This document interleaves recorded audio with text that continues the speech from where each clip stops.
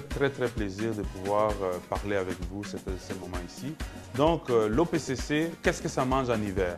Donc j'essaie de vous expliquer ici l'organisation, ce que nous avons hérité, une organisation qui est née il y a à peu près 15 ans maintenant. Donc c'est une belle organisation que nos aînés ont mis en place. Et cette organisation a pour mission de mettre en place un réseau. Pourquoi est-ce qu'on veut faire un réseau?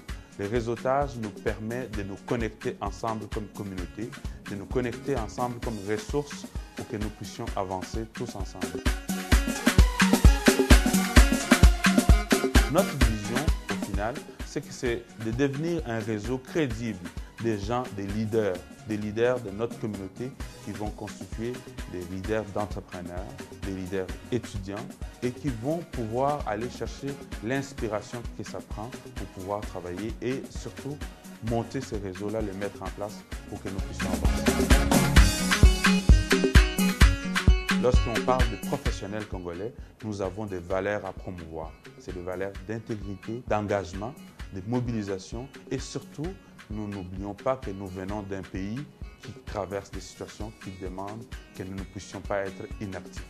Et ce pays-là a besoin de vous, a besoin de moi. Et c'est à ce moment-là que nous allons pouvoir nous mettre ensemble et pour pouvoir contribuer chacun à sa façon pour que nous puissions bâtir un bon réseau et surtout influer sur ce qui se passe dans notre pays.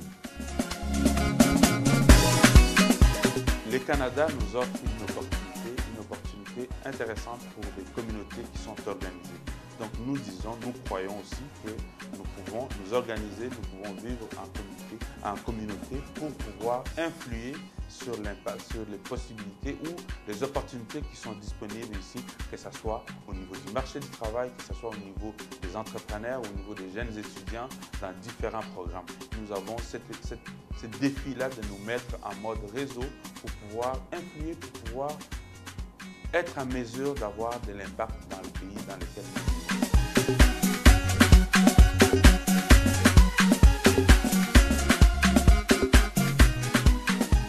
Je voudrais un petit peu vous montrer en quoi est-ce que les activités que nous avons à l'OPCC s'articulent et puis répondent à notre préoccupation en ce qui concerne la jeunesse et les étudiants.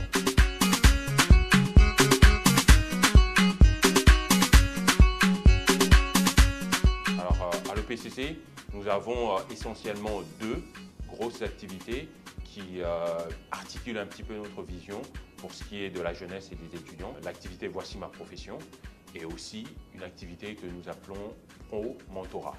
Alors, Voici ma profession, d'abord pour commencer, c'est là une activité qui essaye de créer vraiment un arrimage entre les professionnels et les professionnels de demain, que sont nos étudiants par exemple, et puis nos jeunes.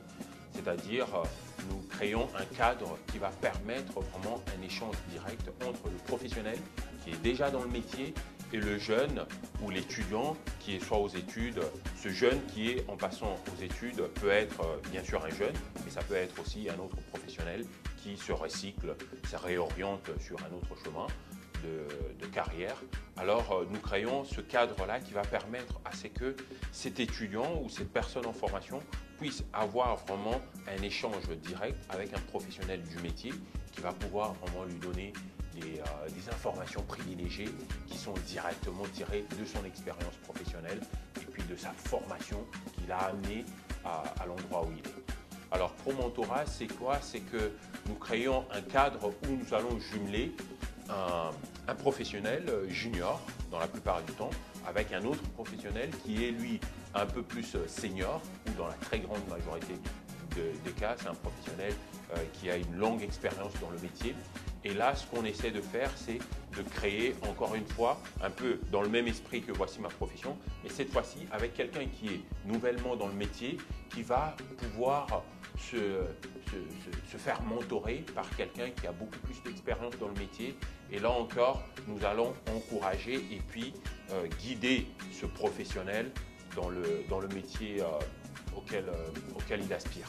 Donc ces deux activités ensemble nous permettent de matérialiser un petit peu notre préoccupation et puis notre intérêt pour la jeunesse et pour l'étudiant congolais.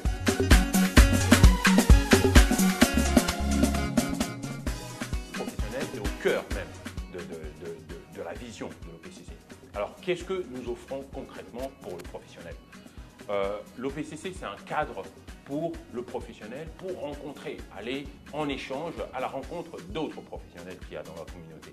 Nous organisons essentiellement 2 grosses activités qui répondent aux besoins des professionnels. Nous avons ce que nous appelons le Par ici les professionnels. Par ici les professionnels, nous créons un cadre où les professionnels d'un certain domaine se rencontrent et puis discutent des problématiques très spécifiques reliées à leur métier. À part cette activité, nous avons aussi une autre activité que nous appelons les cocktails OPCC. Les cocktails OPCC ne s'adressent pas simplement aux professionnels d'un domaine spécifique. Là, c'est beaucoup plus ouvert. On rencontre un peu des professionnels de tous les domaines. C'est une occasion pour le professionnel congolais d'aller à la rencontre de d'autres professionnels de d'autres domaines. L'OPCC s'intéresse aussi à l'actualité d'ici, mais aussi l'actualité qui prend place dans notre pays. Dans ce registre-là, l'OPCC organise ce qu'on appelle des ateliers ou des conférences. Des conférences avec une thématique qui serait d'actualité ou une thématique qui touche de près ou de loin, soit à la communauté congolaise d'ici au Canada ou les Congolais du pays, c'est-à-dire de la RDC. Dans cet ordre d'idées, nous avons eu dernièrement, par exemple, une conférence avec le journaliste Charles Onana, conférence qui a eu lieu dernièrement à Montréal, conférence au cours de laquelle M. Onana est venu un petit peu, à sa manière, nous expliquer les enjeux qui se cachent derrière tout ce qu'il y a comme trouble, comme chambardement dans notre pays. Donc c'est là aussi un cadre que l'OPCC, en partenariat avec le 3C, c'est-à-dire le Congrès congolais du Canada, nous avons mis ensemble cette activité-là pour permettre à ce que les professionnels du Canada puissent, au-delà de ce que nous entendons à gauche et à droite, au-delà des rumeurs, avoir un avis, un partage avec des gens qui ont fouillé la question du Congo en profondeur et qui ont la documentation nécessaire et qui apportent une vision beaucoup plus éclairée au-delà des sentiments et des émotions, qui apportent, documents à l'appui, une certaine compréhension, une certaine lumière sur ce qui se passe dans notre pays. Donc c'est dans tout ça, ça rejoint la préoccupation de l'OPCC qui est le partage aussi des informations entre différents professionnels.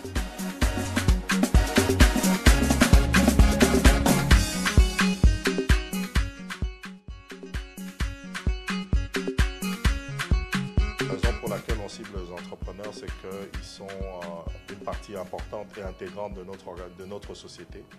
Et nous avons pensé qu'il était important que l'OPCC les intègre dans la notion de professionnel parce qu'ils apportaient de la richesse et ils apportaient du travail pour la communauté ou les communautés de façon générale. Et je pense que c'est important pour nous, en tant que communauté, de réaliser qu'on a des gens au sein de notre communauté, des gens originaires de mêmes origines que nous, qui font des choses fantastiques, dont on n'est pas nécessairement au courant. Nous avons toute une panoplie de Congolais, enfin de Canadiens d'origine congolais ou de Congolais, qui font que dans ce Canada où nous vivons aujourd'hui, on se sente fiers en tant que communauté et qu'on sait se retrouver par rapport aussi à notre pays d'origine qui est la République démocratique.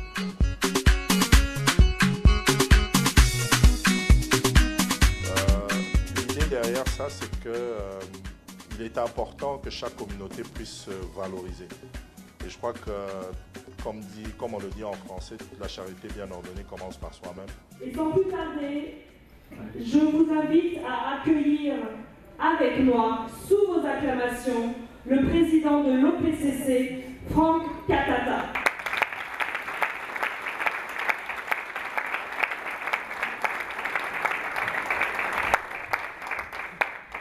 Bonsoir tout le monde. Bonsoir. Est-ce que vous êtes content? Parfait.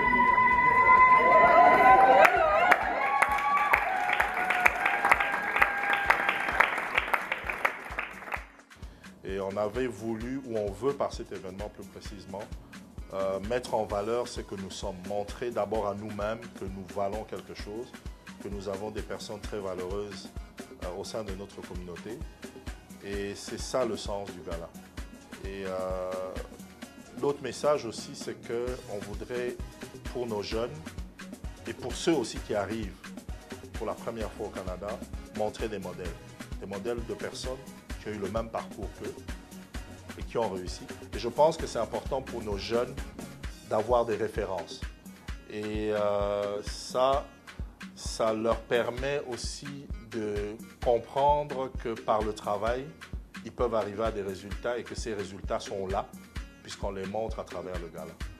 Et nous espérons que ce gala n'est que le début d'un processus de valorisation au sein de notre communauté qui pourra se continuer pour les années à venir.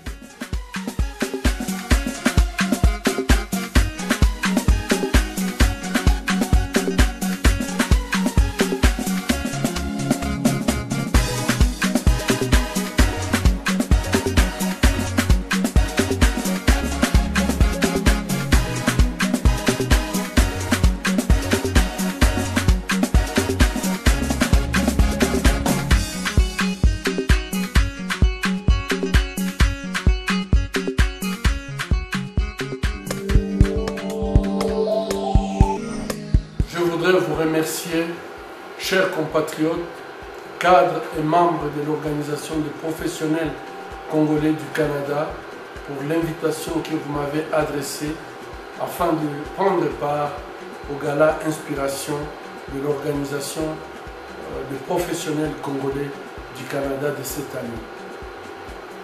J'apprécie à sa juste valeur l'initiative que vous aviez prise de nous soutenir encore davantage dans ce combat qui est aussi le vôtre, en faveur de la promotion de la paix, de la restauration de la dignité humaine et de la promotion des droits de la femme congolaise victime des atrocités liées aux conflits armés.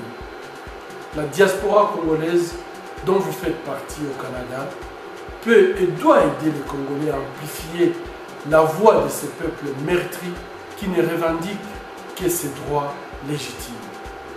Avant de pouvoir compter sur les autres pour nous aider, comptons d'abord sur nous-mêmes. Faisons quelque chose, car si nous ne faisons rien pour nous libérer, personne ne le fera à notre place.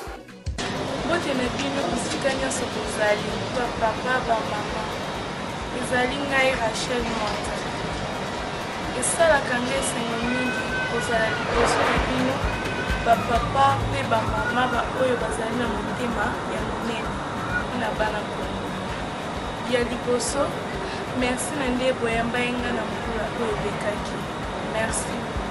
Monsieur Franck Katata, pour vous. Merci beaucoup. Comme je disais, comme on avait annoncé, c'est une activité qu'on fait non seulement pour les nominés, mais on les fait pour nous et pour notre jeunesse. Donc nous voulons les inspirer. Ils sont en quête des modèles, en quête des exemples vivants. Et voici des exemples vivants. Et aux nominés, on dit la même chose. Vous n'êtes pas extraordinaire, mais simplement ce que vous avez, cette lumière-là, partagez-la et donnez la chance aux suivants qui puissent s'inspirer de cette lumière-là, parce que nous pensons, nous croyons effectivement que les gens sont capables de réaliser des grandes choses par la conviction. J'ai avec moi une Congolaise exceptionnelle qui vient de recevoir un prix. Elle va se présenter et puis on va aller dans les détails de ce qu'on vient de lui remettre. Bonjour mademoiselle, comment vous appelez-vous? Mon nom est Sylvie Moussongela. Sylvie Moussongela. Aujourd'hui, je vois que vous tenez un prix. Qu'est-ce que ça représente? Il représente beaucoup en fait, il représente l'accomplissement de beaucoup de choses, de toutes mes études, de tout le travail de recherche que j'ai fait. Aujourd'hui, je suis ingénieure en physique nucléaire et c'est vraiment une joie de pouvoir, être reçue par la communauté et de pouvoir partager ce prix. Aperçu exactement par l'Organisation des professionnels congolais du Canada. Ouais, prix Oyo est une reconnaissance. Mais dans la communauté nous a facilité, mais on va reconnaître pendant les années, il y a des difficultés, il y a des bonheur, il y a des la communauté Ndiminga quand même étant qu'entrepreneur, plus de 17 ans. Moi c'est Denis Bangala, donc j'ai été nominé pour la catégorie entrepreneuriat. Et ma compagnie, c'est Kashiko. Donc, j'œuvre dans les domaines pharmaceutiques. Donc, je tiens à amener en Afrique des médicaments génériques de haute qualité. Et voilà, mon message, il est simple, c'est que nous devons, nous qui comprenons, qui avons la conscience éveillée, être des marchands de rêves, des marchands d'espoir, des marchands de paix. Tel est mon message, c'est lui qui est sur cet album qui m'a conduit jusqu'ici comme nominé. Ok, moi je m'appelle Itifo Ngoulou, donc j'ai été nominée dans la catégorie du travail communautaire. J'ai une carrière en finance, je m'implique beaucoup en finance socialement responsable, donc j'ai un diplôme de HEC et de l'université Oxford. Mais ma spécialité, c'est vraiment la finance au service des personnes, de la communauté. Bonjour, moi c'est Edith Kabouya et j'ai été nominée pour le prix Relève Inspiration pour avoir écrit Résurrection, je suis auteur, donc c'est ça. Et mademoiselle? Bonsoir, moi c'est Gracia Mayele. Moi aussi j'ai été reconnue pour le prix Relève d'Inspiration, notamment pour ma compagnie que j'ai fondée, Within Essence Productions à Ottawa. C'est Joseph Ntsasi Bakambo et je suis le nominé des sciences. Et je suis très content d'être ici. Je te dirais une chose qui va te surprendre. Moi, j'ai été boursier du gouvernement congolais en Chine, là où j'ai fait mes études. Mais le gouvernement ne nous récupère pas. Et il n'y a rien qui est fait comme suivi pour nous intégrer dans le système. On vient étudier dans les frais du gouvernement, mais après ça, c'est fini. C'est le sauve qui paye. Alors, s'il est convaincu qu'il y a beaucoup de Congolais qui ont des talents, dans tous les domaines, des sciences en particulier. Et je suis quand même fier d'être récompensé aujourd'hui. Je sais que beaucoup d'autres méritent ça aussi. Et je les encourage de se faire savoir et de poser la candidature. Et un jour, ça va aider les jeunes qui vont venir à suivre l'exemple. Je suis très ému. En tout cas, je ne m'attendais pas à avoir une telle reconnaissance. Mais j'apprécie beaucoup le travail qui est fait par l'organisation parce qu'en me reconnaissant, elle permet aussi non simplement à la communauté d'avoir un rayonnement qui est plus large, mais permettre aux jeunes aussi de se rendre compte que si le désir est là, peu importe les difficultés, les limitations, ils peuvent le réaliser et nous sommes toujours disponibles pour être des mentors. J'ai envie de dire que des fois on peut être prophète chez soi parce que ça fait du bien. Je suis ici, ça fait 2 ans et demi et me retrouver valorisée dans ma communauté, je trouve que c'est quelque chose d'excellent et c'est un plaisir que je suis en train de voir éclater en moi comme éclatement de saveur. Voilà, c'est exactement ça. Alors mon nom est Stéphanie Kitambo et puis j'ai eu l'honneur d'être donc nominée dans la catégorie Femme de l'année. Femme de l'année, magnifique, félicitations. Je suis Annick Milamboué, nominée aussi comme femme de l'année. Je suis médecin. Médecin, félicitations madame. Moi je suis Nadine Emoni et j'ai été nominée dans la catégorie femme également pour mon implication au niveau de la vente des prêts hypothécaires au niveau de la Banque Scotia. Félicitations. Mon nom est Jadiki Keshali, avocate à Montréal. C'est comme je viens de le dire, ne jamais abandonner. Allez jusqu'au bout de vos rêves et que rien ni personne ne vous dise jamais que vous n'êtes pas grand, parce que tout le monde est grand. Oui, absolument. Et moi, ce que j'aimerais dire à nos femmes et à mes compatriotes congolais, c'est de ne pas oublier que nous, en tant que femmes, ce qui est important pour nous, c'est surtout ce qu'on se bâtit dans la tête, parce que là, personne ne peut nous le voler. Et je crois que le fruit de notre effort, est aujourd'hui reconnu et j'encourage vraiment toutes les femmes à continuer à persévérer, que ce soit dans leurs études ou bien que ce soit dans les rêves qu'elles ont, dans les ambitions qu'elles ont et ce qu'elles veulent faire, il faut aller jusqu'au bout.